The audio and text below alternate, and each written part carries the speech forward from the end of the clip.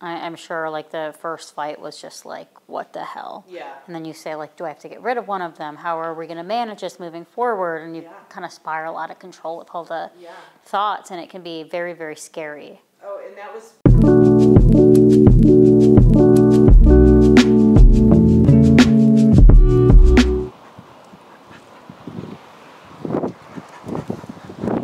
Good. Come.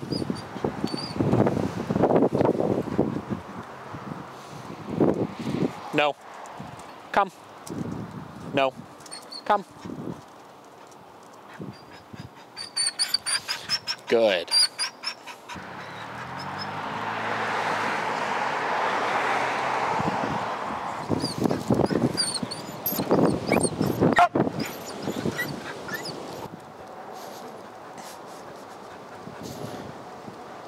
So obviously, this is what we're trying to pattern in right now, right? These breaks where he's given me some actually pretty good attention. He's kind of loosening up into the position there, and we're not having all that like obsessive whining and stuff like that.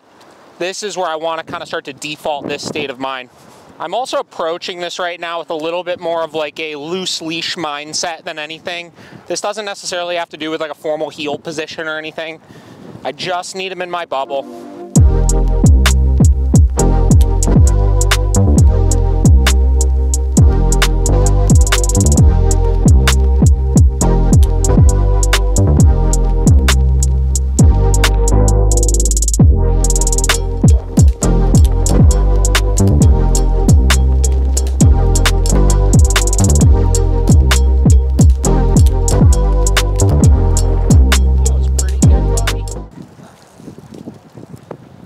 Now this is the really important part of this, right? Now I'm not saying we're out of the weeds by any means. He might try to act up again here in a minute or so.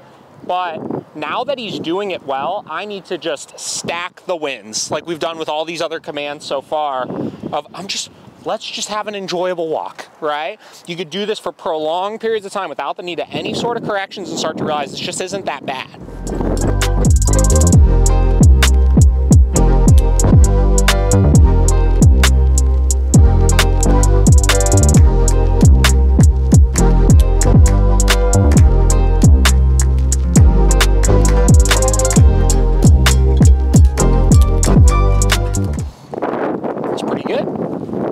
A nice enjoyable walk, buddy. I'm gonna have you jump back into this. So we're playing around with things a little bit here, so I'm gonna have you change up what I told you to do initially. What I want you to do is you're still just gonna hold the very end of the leash, right? We're gonna tell him come, we're gonna start walking. If he committedly tries to like drag off towards something, tell him no for that. If he jumps on you, tell him no for that. Or if he jumps up and does the pause on the leash, you're gonna tell him no for that. Okay. But if there's just a teeny tiny bit of pressure and he relieves himself right away, I'm okay with that for now. And don't worry about the rewards yet here. Let's go ahead and give it a go. We'll go around this field again.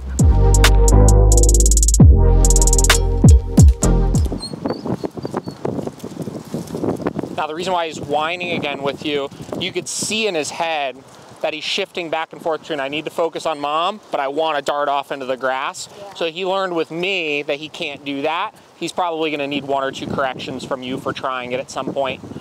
We'll make a right here. Before he realizes that's not an option. It's not even that I care so much if he's in the grass. Like when we were walking this strip, when I was doing it, he was walking in the grass and that was fine. He just needs to make sure he's in that bubble still. Yeah, not the drag into the leash he loves doing.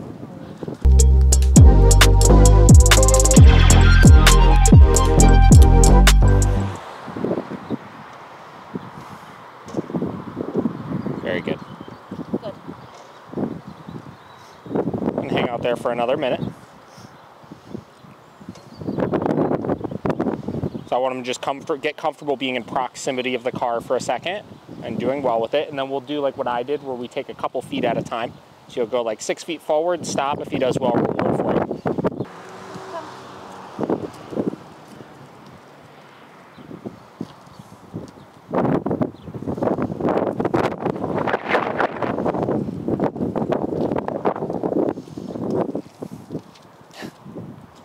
Nice.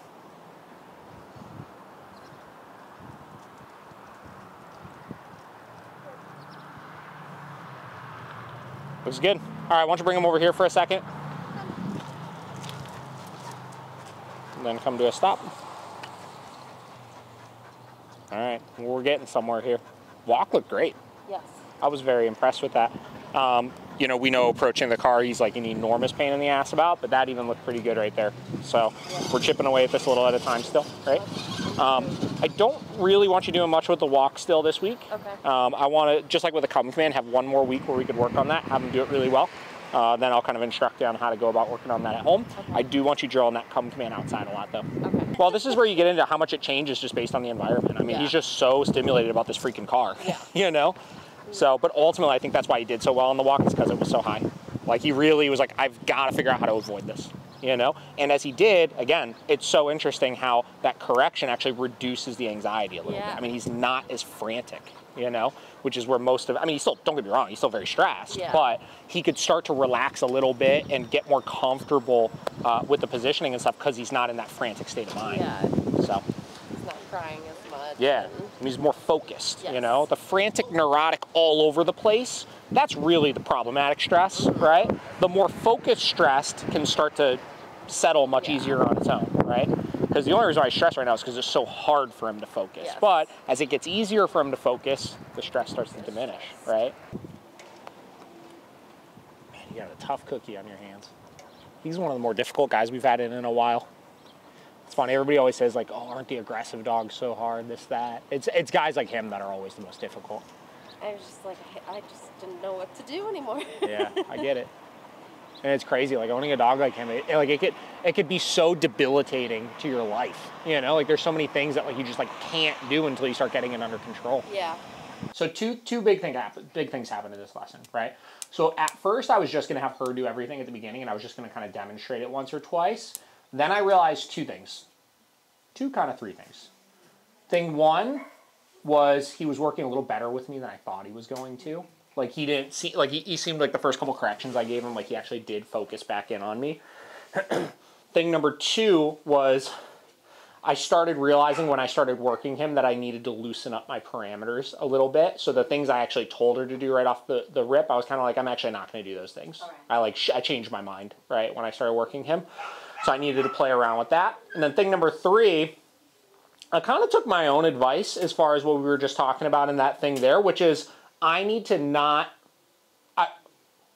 I told myself, I have to get this dog to listen to me, right? Like obviously everything we've done up until this point has been her working him, which is good, but like I've got to get past this hurdle. Like I can't avoid this hurdle of him like not working for anybody else and just being so hyper fixated on her, right? I was like, I just have to, right? And I felt like I developed enough of a relationship with her up until this point where I could do that, and she kind of trusts the outcome with it, you know?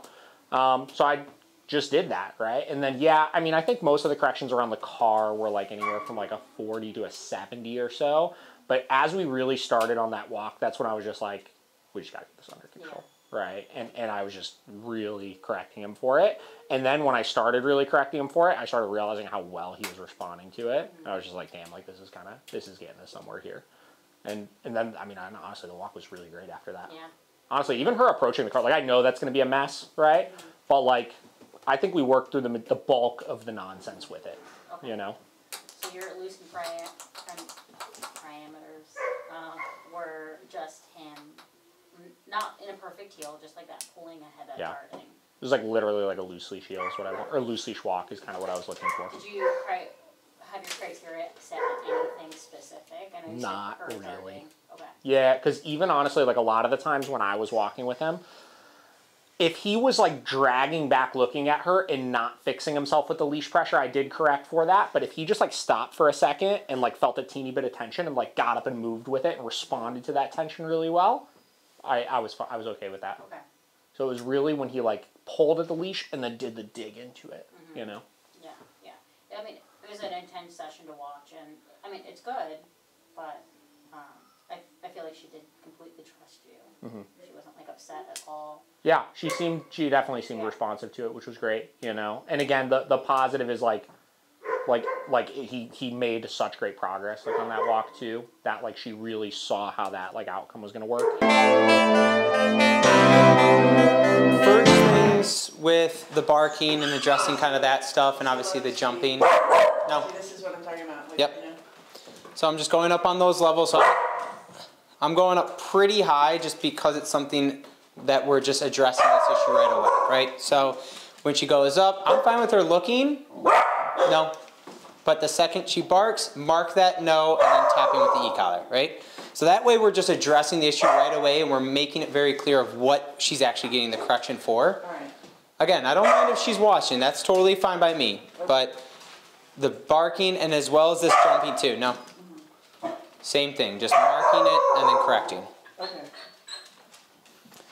So I wanted to get her out because I wanted to see, let her kind of see us come in, and like she was kind of like saw David and backed away and kind of barked, you know, just again, just addressing that, right? Yeah. Okay. The more we're able to face the issues and address it and work through it, obviously the faster we're going to be able to get over it, right? Okay.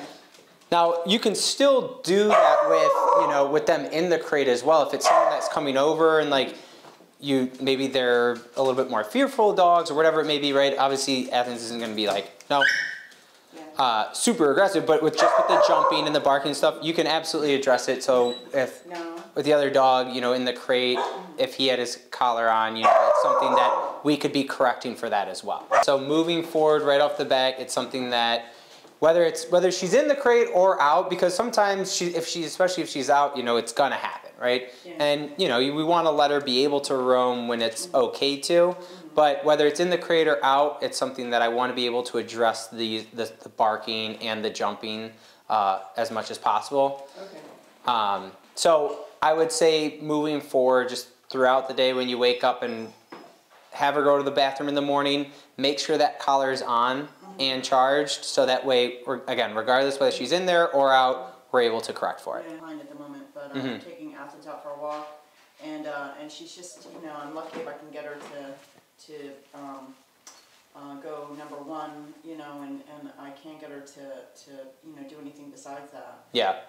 So, and that's something else as well, you know, if we're having kind of the issues with that, sometimes, you know, I think it's good that you're letting them eat, whatever, having a drink of water, and then taking them out. Yeah. But sometimes we just need to be a little bit more, taking them out a little bit more constantly. You know, even whether it's an hour or two later or something, you know, trying to get them out, because sometimes, you know, you just need to let the food process, you know, and so more frequent, even if it's just out in the front yard and you let her kind of sniff around and try to go there, right? You don't even have to go on a long walk every couple hours, but just more frequently going out, I think that will help a lot with trying to do that. And then again, as long as that e-collar is on, we're able to use multiple times of these opportunities to kind of be able to go, right? Let's talk about some of the potty training stuff. So you mentioned over the phone the other day when I talked to you that a lot of your accidents you're having in the house are, she's kind of sneaking off and having them. Is that correct? Yeah, yeah, they are. Okay. Are they both of them? Yeah. Gotcha. Okay. Yeah, and is there? Yeah. I mean, I haven't really done a very good job of potty training them, and I just, yeah. That's okay. It's understandable, and especially when you're in a house like this, that's kind of like an open concept. It's difficult to kind of section them off to areas. Is there certain spots that they're frequently having accidents in? Yeah. That room, the study in the front. Yep. And, right in the front left. Right at the top of the stairs. Okay. Gotcha. And do you notice patterns as far as the times that it's happening? Yeah, right after meals. So, right after meals? Yeah, right after Understood. meals. Okay. And when you say right after meals, you mean like 45 minutes after? Like? Yeah, like half an hour after. And, and also when I let them out of the crate. Okay. After I come home, because recently I've been crating them all day long.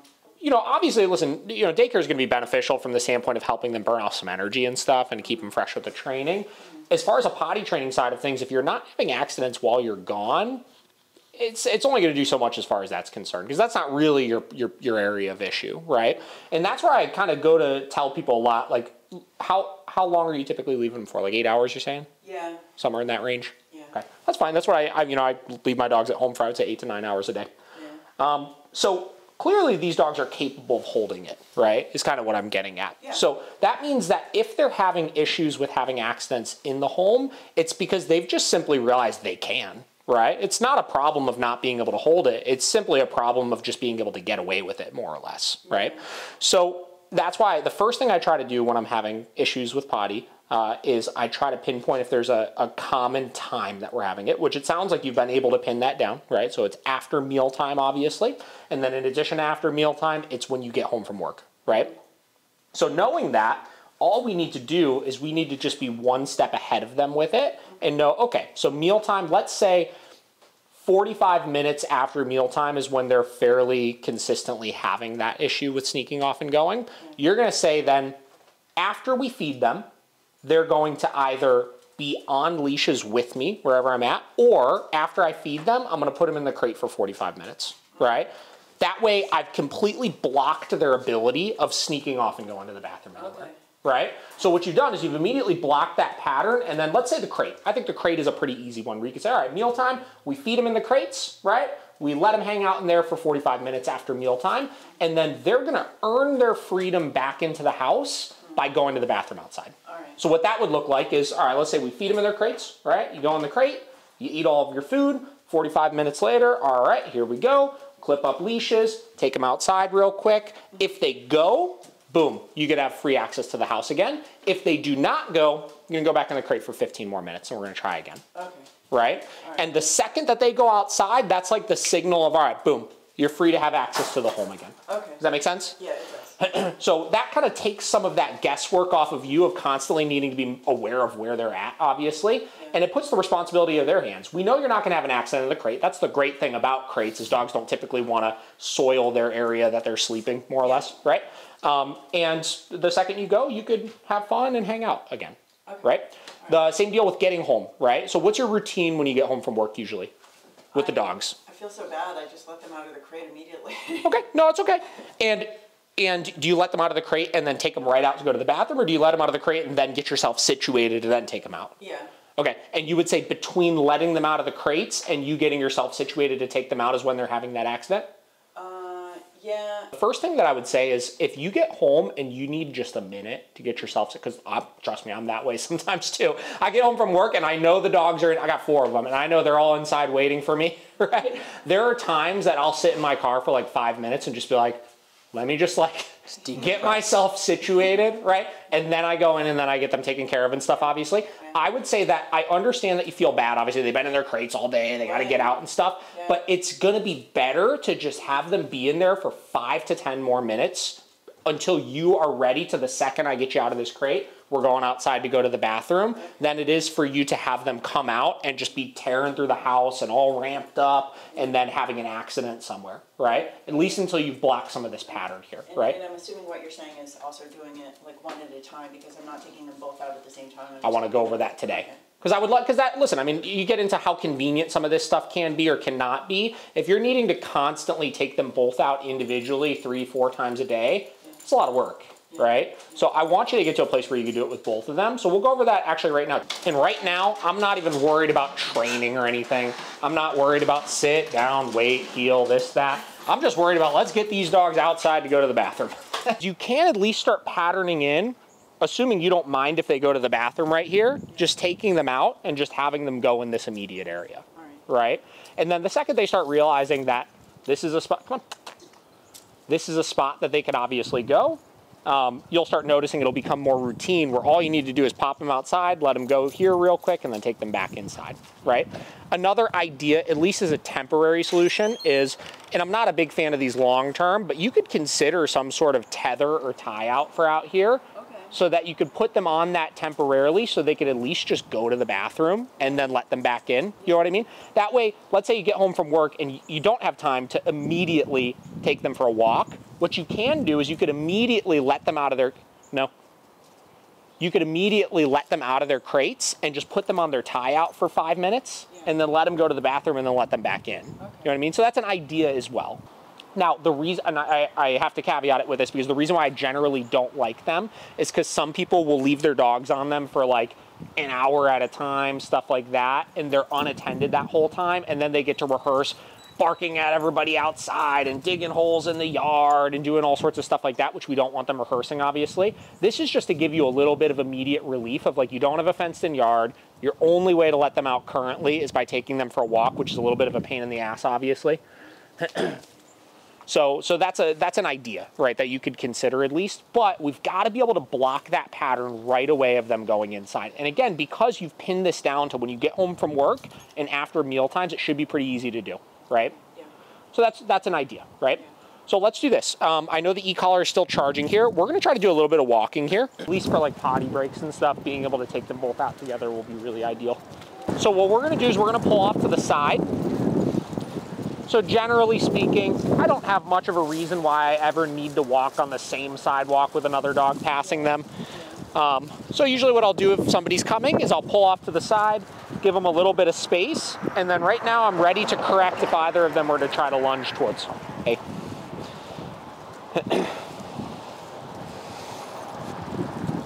No. Hey. Hey. And don't worry about it. I'll correct it if she does. And again, we're not going to get it great without the e-collar, but what I can do is at least make sure she's not lunging, right? So my go ahead. Is she trying to really get to, like, what's she trying to do exactly? She's just fired up. She's not an aggressive dog, right? We confirmed that. She socialized just fine with other dogs. Yeah. She obviously socializes just fine with him, but a lot of times leash reactivity, which is what we'll refer to that as, is a buildup of just frustration of being constantly held back from stuff, right? Leash reactivity, or reactivity in general, always starts in the home. And what I mean by that is, you saw obviously when you first let her out of the crate, just when we were here, how much she was barking out the window and stuff. Right? You know that. That's why you called it, obviously. But if we can get that under control in the house, get her realizing, hey, that stuff doesn't fly in here, then when we go out into the environment where we're actually coming closer to the other dogs, she's going to be a lot less likely to want to rehearse it in the first place. There you go. Perfect. That looks much better. Again, I know it's a little awkward still, but this is better than when you started.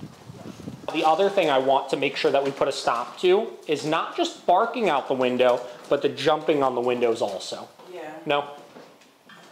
So right there I tapped, and that time it seemed like it was a little bit high. So I'm going to go down a little bit, right? And we're constantly fluctuating with a little bit up, a little bit. So if the furniture is something that you don't want, so jumping on the couch, the process is the same. We're going to set a boundary. Look at saying no and giving a correction like we're creating a boundary for something here, right? So jumping on the window is a boundary we want to set. Jumping on you is obviously a boundary we want to set. Barking out the window is a boundary we want to set. Getting on the couch is a boundary we want to set. So the same process would apply. We don't want to have to physically push her off. We want her to understand I should get off because mom's telling me to get off right now, right? So if she does that again, let's say she comes over here and jumps on the couch, instead of pushing her off, I want you to just tell her no.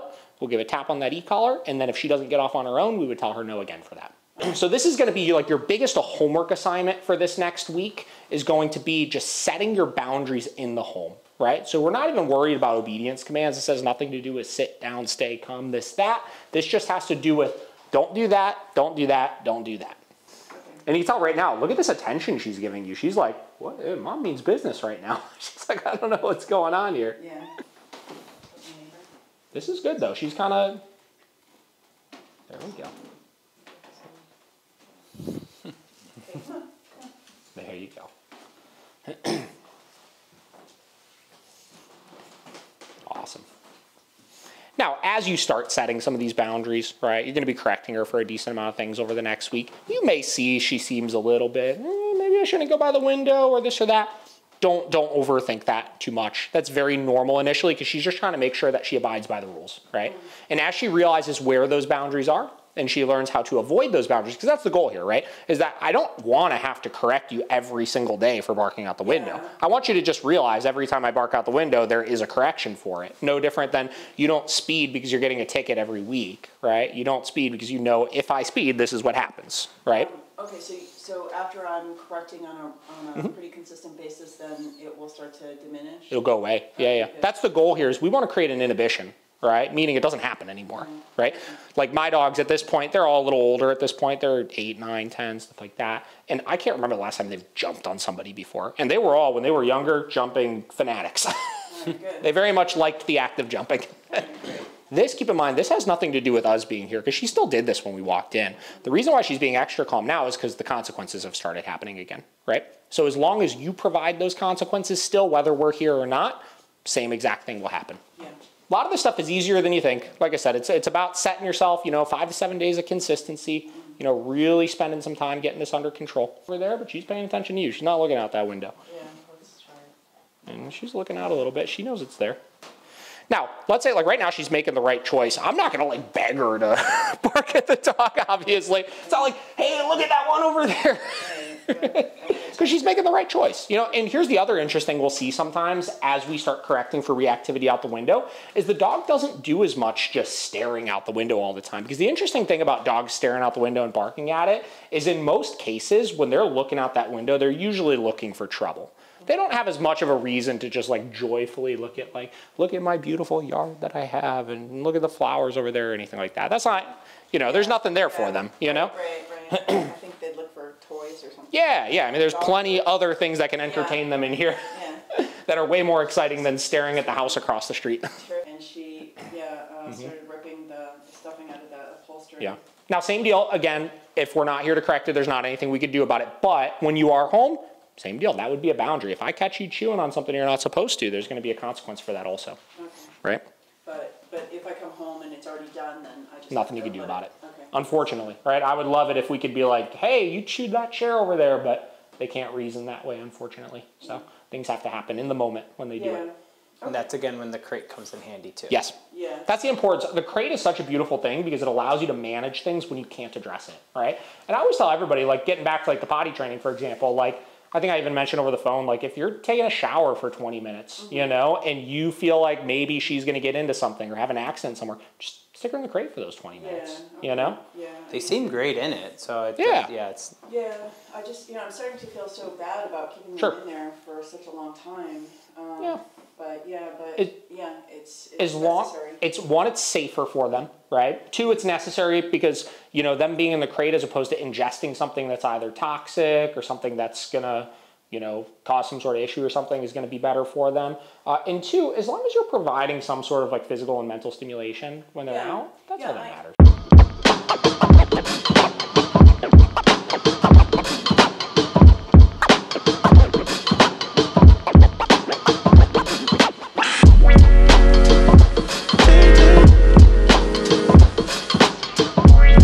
And all I want is I want her to hold this down and we'll just hang out here for a couple minutes. And, you know, if we have any other dogs that walk by or anything, we'll just see how she does with it. Another big thing that people, I feel like, always covet or say is, you know, after they start seeing these kind of issues coming back or not solved, it's not a matter of her forgetting it or anything like that. You could see it took a couple corrections, but she knew it, right? Eventually she was like, oh, this is what it is, right? And went down. So it's not something that, you know, you should feel concerned about, like, you know, is this problem's ever going to be solved and anything, you know, a matter of just consistency, you know, like he said, he did it until, he did it until she went down, and once she did, then it was good.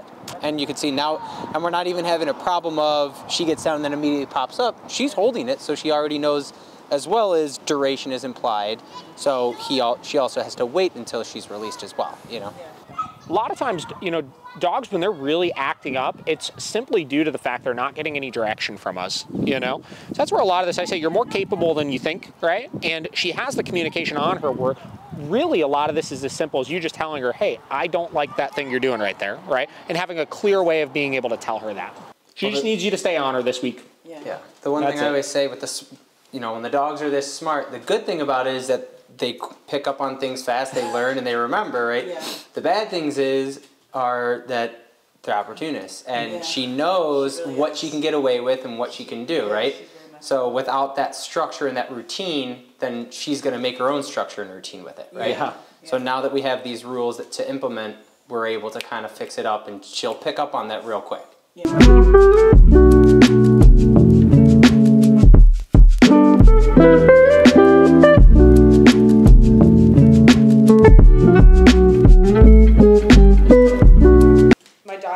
Saturday, and we had all the bridesmaids get ready. Yeah, how was that?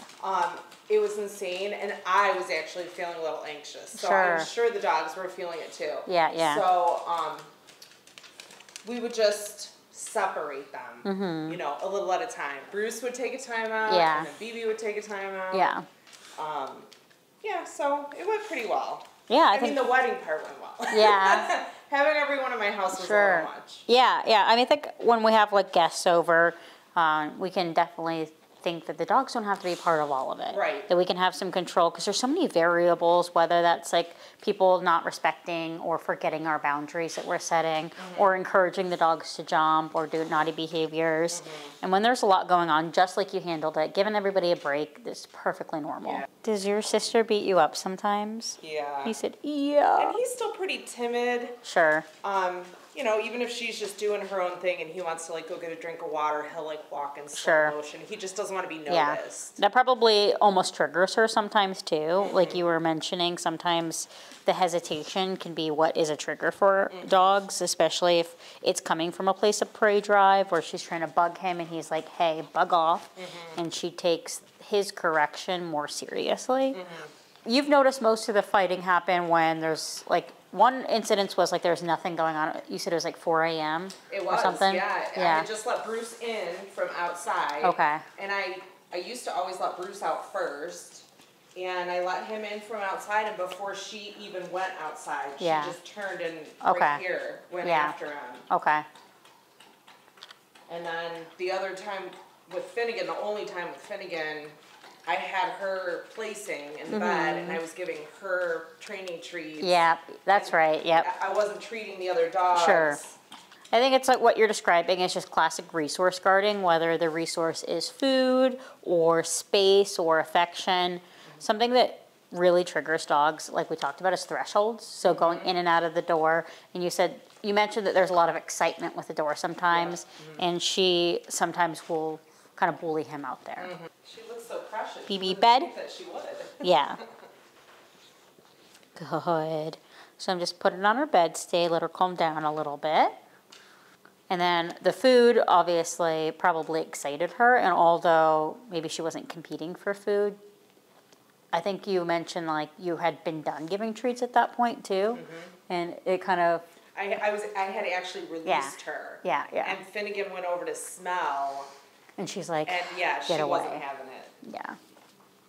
I think when she associates her bed with getting a treat, maybe she can become a little bit resource guarding of that area. The best thing what you can do is, I'll still correct her if she did anything inappropriate, even if she's on her bed, if she snapped at him and lunged at him, but trying to make the bed a neutral place now that she has the skill of going on it. So we don't have to use heavy reward or treats anymore. Yeah. I know we discussed a little bit about like, I think it's a good idea what you're doing now. It's a management tactic of having them separated while they're going out, especially if we don't want to stand out there and like watch them do everything. But in the summer or when we're going out more, I'd really get on her for any of that bullying, stalking him, cornering him, anything like that with a high level correction to kind of interrupt that initial behavior that she's doing of like stalking him. Because it sounds like stalking almost like. And I would definitely categorize it as that. Yeah, it's like not necessarily like she's doing anything inherently wrong just by like wanting to engage him in play, but I start to look at like if she's looming over him, if she's following him, and then you mentioned like he feels like he can't come in the door, and she guides him away from the door. Yeah, she gets in between him and the door, and she won't let him come in the house. Okay, yeah. I take that as a good opportunity to correct her and start to push it a little bit more, not in an unsafe way, but it seems like you spend some time out there in the summer months. And having her just kind of get in tune with like, all right, mom is not going to allow any of that anymore.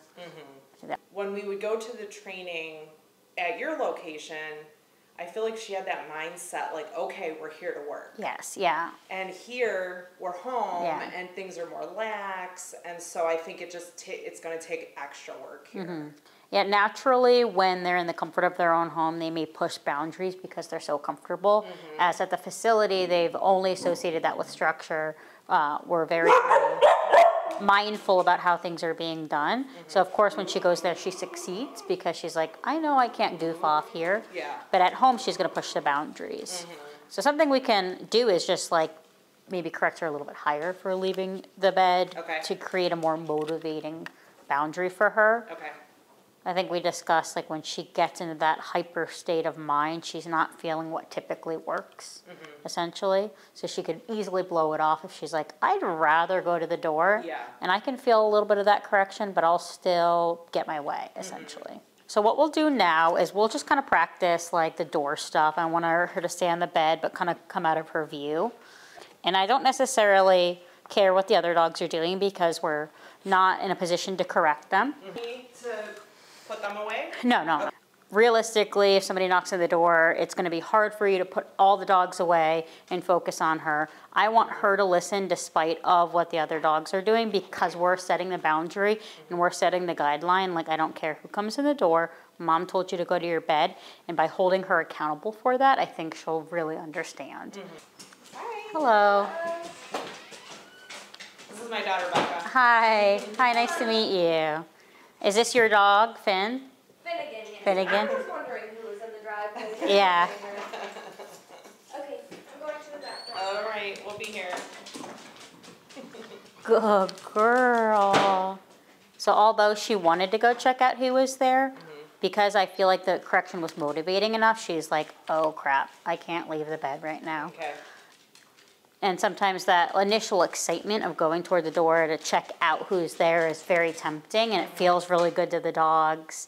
But starting to channel that a little bit into her bed, she was clearly like, Yeah, she had to think about it. yeah, she thought about it, but she was successful with it. So that's all I really care about. Yeah. So drilling that kind of stuff could be helpful if you have your daughter or a lot of people in and out. Practice maybe a couple of times a week, that if you tell her bed prior that you're really holding her accountable for it. I know, where's your mom going?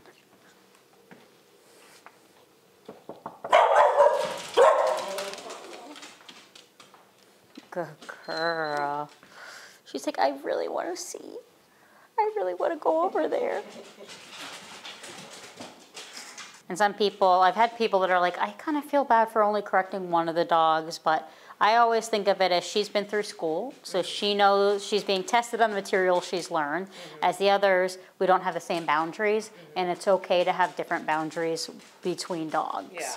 I have some of my dogs are allowed on my sofa, and they're allowed to cuddle with me, and then some I will never allow on my furniture. Doesn't mean that I don't love them any less, I'm just creating different boundaries for different dogs. I think because it wasn't enforced when you got home, it Sure. wasn't kept up with. Yeah. You know, the training just kind of went by the wayside. Yeah. Hi, Ben. Hello. These are Hello. the dog trainers. Oh, Hi, nice to meet you. what's going on? How are you? Good, how are you? Good.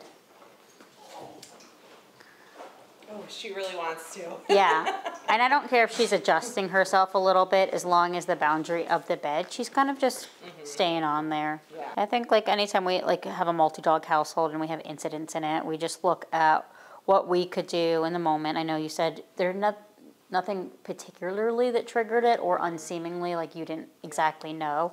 And I bet it was just over kind of space. Just generally she didn't want him in a space, or she bothers him, he gives it back to her, and then she can't take the correction, and she gets angry with that. So like moving forward, managing it, like you already notated, like the treats situation, good to eliminate. And then if you're sitting on the couch and you're petting one of them, does the other kind of butt in sometimes? Oh, all the time. Yeah. Yep. And in those moments, like, is it she's just kind of chilling out and the correction is coming for just kind of like fixating on him? Yes. Okay. Yeah, and she only does that to him. She doesn't do it to Finnegan. Yeah, there's something about just him. Bruce. It's like a sibling rivalry. You could always correct her for kind of moving toward him if you want to keep the energy calm, and then have her do a bed so there's something really clear for her to kind of settle down with, rather than feeling like really intense about how he's moving around. I'd start to also get on if you're giving him affection and she butts in, I'd start giving her corrections for that. Okay. Just so she doesn't feel like she's demanding the attention from you, and that creates a little bit of competition between dogs, affection. She's very affectionate, it seems, so Oh, yeah. she seems like she has the ability to get pretty jealous between dogs. Yeah. Bruce has this thing when we're on the couch that he wants to sit in between your legs. Yeah. Like, if we have a recliner out. And she will try to climb above Okay. Bruce. Like, she wants to be up Yeah, here yeah. if he's in your lap. Okay. So yeah, that's an issue. I take those moments, like next time she does it, maybe set up for the next 5 days, have her e-collar on, snuggle with him. If she tries to do that, mark with no and give her a correction and have her get down. Additionally, after we've corrected, if we are looking for a little bit of space, we can put her on the bed. But starting to have her be corrected for that behavior at hand. Okay. Not wrong that she wants affection, and she can certainly have her affection. I just don't want it to be competing with him. Yeah, Bruce will snap every now and then. Sure. Yeah. But, you know, nothing aggressive on BB's end. Yeah. I would consider like putting his e-collar back on just to correct, even if he doesn't have the same level or efficiency of obedience as she does, starting to correct just the behavioral things that you don't want to see anymore. So that could be, you set the rules in your house, but I see a lot of the time, like even that excitement toward the door can cause dogs to get into fights. It's a lot of energy. So maybe starting to correct him for some of that. Or if you can think of any other behaviors that you want to eliminate with him, all it would take is popping the e-collar back on and staying pretty consistent about marking with no, getting him attuned to that word as well. Because he's had some history of training, so I'm sure he'll fall right back into it. And I'll have you come out of her eyesight too, and we'll kind of just do a little bit of out of sight bed stay too. Now she's like, nobody's watching. We'll knock on the door again. Who's here? He said, if this lady tricks me one more gosh darn time, I'm going to kick her out of my house. If I can't, like if I have to go to the bathroom, one of them goes with me. If I can't be there to watch them, then they're separated because I'm just too afraid that something's going to happen and we're not going to be there. I think that's a good mentality. Like a lot of success in a dog-to-dog household, especially when there's fights, is management. That's one piece of it. And then setting up the scenario where they are together and we're starting to get on her or him about some of the naughty behaviors. So the affection thing, I would start getting on BB about. The doorway stuff or the backyard stuff getting on, and just being able to feel like you can breathe a little bit and not have to watch every movement that they make. Yeah. And from time to time, little incidences will happen because we're not perfect. We can't monitor it 100% all the time, but you should have more success than you do failures. Yeah. And it sounds like you do. We already feel more comfortable with the situation.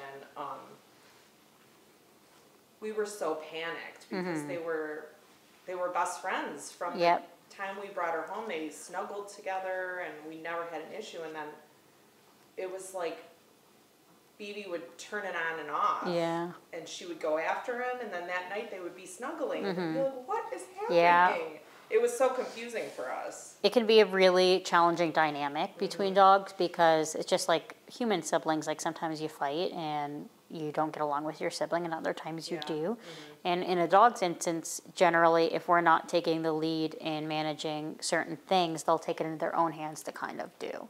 So probably because they were friends, your guard was a little bit down, and then it takes that first incident for us to start to feel more panicked and realize the dynamic of the household and things we may have allowed BB to get away with that could have fueled a little bit of the fire, things that we allow him to get away with that could do things.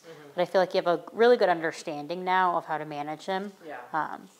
Moving forward, I don't want you to feel like, obviously we'd never leave the house and leave them alone together, but I don't want you to feel like you have to monitor them every second all the time and that they're able to coexist with one another. It can be really traumatic. It is. Yeah. Even when Tim had to take Bruce to the med vet for his ear, the vet told him sibling fights are the worst. They are. Because for the whole family, like I was just traumatized. And it can be a really hard issue to be successful if the parameters aren't in place to keep them successful.